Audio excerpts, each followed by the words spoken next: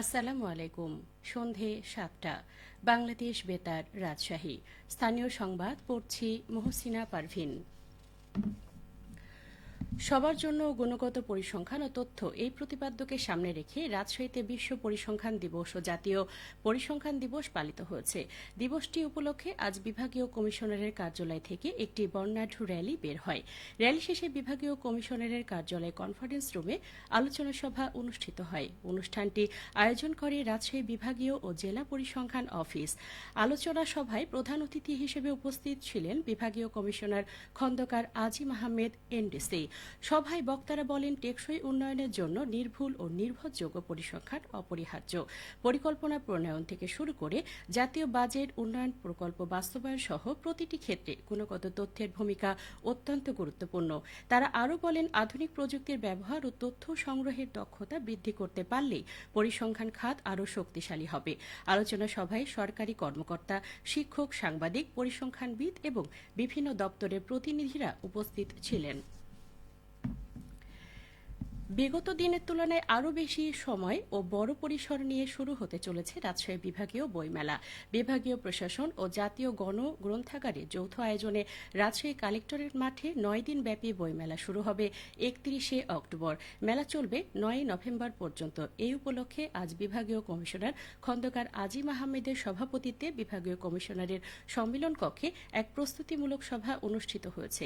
সভায় সিদ্ধান্ত অনুসারে ছুটির দিন বাদে প্রতিদিন বেলা ৩টা থেকে রাত ৮টা পর্যন্ত চলবে বইমেলা।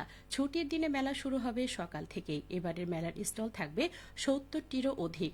ইতোমধ্যে ৬৫টি প্রকাশনা সংস্থার স্টলের জন্য আবেদন করেছে বলে জানান জাতীয় গণগ্রন্থাগারের প্রতিনিধি।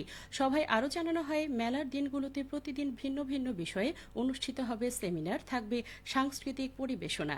সেরা 3টি স্টল পাবে বিশেষ পুরস্কার। এছাড়াও মেলায় সার্বক্ষণিক বিদ্যুৎ সুবিধা, সুপেয় পানি, মেডিকেল টিম সহ সব ধরনের নিরাপত্তা নিশ্চিত করা হবে জানিয়ে রাজশাহীর সর্বসাধারণকে মেলায় আসার জন্য আহ্বান জানান আয়োজক কর্তৃপক্ষ। স্থানীয় সরকার মন্ত্রণালয়ে যুগ্ম সচিব আবুল খায়ের মোহাম্মদ হাফিজুল্লাহ খান বলেছেন, আগামী বিজয় দিবসের আগেই বগুড়াকে আনুষ্ঠানিকভাবে সিটি কর্পোরেশন হিসেবে ঘোষণা করা হবে। আজ বগুড়া পৌর এলাকার বিভিন্ন উন্নয়ন কার্যক্রম পরিদর্শনকালে তিনি একথা বলেন।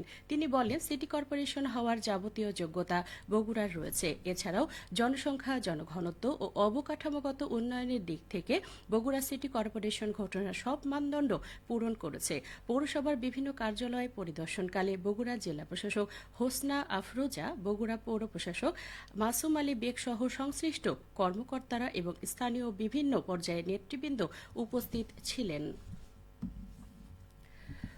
যমুনা নদীর চরাঞ্চল সহ সিরাজগঞ্জ সদর উপজেলা জুড়ে এবারও ব্যাপক হারে মাসকালাই আবাদ করেছে কৃষকেরা। লাভজনক হওয়ায় প্রতি বছরই বাড়ছে এই ফসলটির আবাদ। সদর উপজেলা কৃষি অফিস সূত্রে জানা যায়, খরিফ ২ মৌসুমে এবারও যমুনা নদীর চরাঞ্চল সহ বিভিন্ন স্থানে উঁচু জমিতে মাসকালাই আবাদ করেছে কৃষকেরা। এই ফসলটির আবাদ হয়েছে প্রায় ৪৮০ হেক্টর জমিতে। ভালো ফলনের আশায় স্থানীয় জাতের পাশাপাশি বাড়ি ৩ ও বাড়ি ৪ জাতের মাসকালাই বীজ বপন করেছে কৃষকেরা। স্বল্প উৎপাদন ব্যয় ও কম পরিচর্যায় এই ফসলটির ভালো ফলন পাওয়া যায়। ফলে কৃষকের আগ্রহ বাড়ছে এই ফসল আবাদে।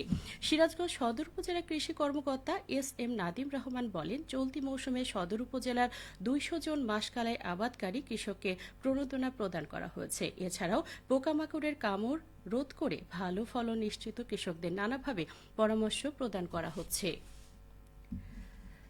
খেলার খবর, হ্যান্ডবল। তারুণ্যের উৎসব উদযাপন উপলক্ষে ক্রীড়া পরিদর্শকের বার্ষিক ক্রীড়া কর্মসূচির আওতায় নাটোর হ্যান্ডবল প্রতিযোগিতা অনুষ্ঠিত হয়েছে। আজ নাটোর সদর উপজেলা মিনি স্টেডিয়ামে অনুষ্ঠিত প্রতিযোগিতার ফাইনাল খেলার হ্যান্ডবল একাডেমি ৮-৪ গোলে নাটোর হ্যান্ডবল ক্লাবকে পরাজিত করে। খেলা শেষে চ্যাম্পিয়ন ও রানার্স আপ দলকে ট্রফি প্রদান করেন জেলা ক্রীড়া অফিসার রাকিবুল হাসান এসামি। সবশেষে আবহাওয়া। আজ রাজশাহীতে সর্বোচ্চ তাপমাত্রা ছিল ৩৪ ডিগ্রি এবং সর্বনিম্ন ২৩.৩ ডিগ্রি সেলসিয়াস। সন্ধ্যে ৬টায় বাতাসে আপেক্ষিক আর্দ্রতার পরিমাণ ছিল ৮০%। রাজশাহী পার্শ্ববর্তী এলাকায় আগামীকাল সূর্যোদয় ভোর ৬টা ৫ মিনিটে। সংবাদ শেষ হল। আমাদের পরবর্তী স্থানীয় সংবাদ প্রচারিত হবে আগামীকাল সকাল ৮টা ১০ মিনিটে।